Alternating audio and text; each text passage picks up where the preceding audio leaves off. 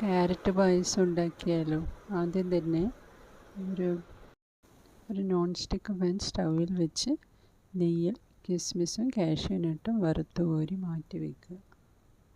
അതേ നെയ്യിൽ തന്നെ നേരത്തെ ബോയിൽ ചെയ്ത് അരച്ച് വെച്ച കാഷ്യൂനട്ട്, ക്യാരറ്റ്, കടല മിശ്രിതം നല്ലതുപോലെ മിക്സ് ചെയ്ത് അതിനുശേഷം അതിലേക്ക് വേണ്ടുന്ന പാലൊഴിച്ച് മിക്സ് ചെയ്യുക.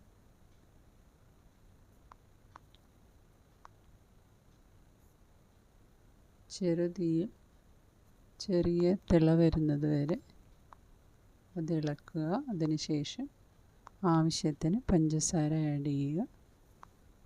ഇവിടെ ഞാൻ മിൽക്ക് മെയ്ഡ് കൂടെ ആഡ് ചെയ്യുന്നുണ്ട്. നിങ്ങൾക്ക് ആവശ്യമാണെങ്കിൽ അത് ആഡ് ചെയ്യാവുന്നതാണ്.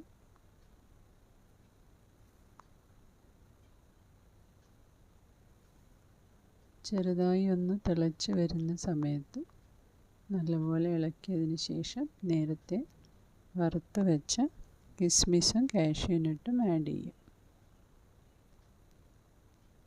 പിന്നീട് ഒരു ഫ്ലേവറിന് വേണ്ടി ഏലക്ക പൗഡറും ആഡ് ചെയ്യാവുന്നതാണ്.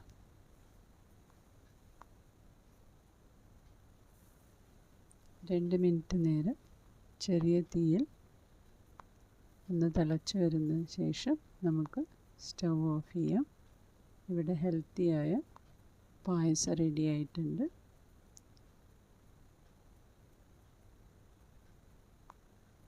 കുറച്ച് നേരം അടച്ചു വെക്കാം.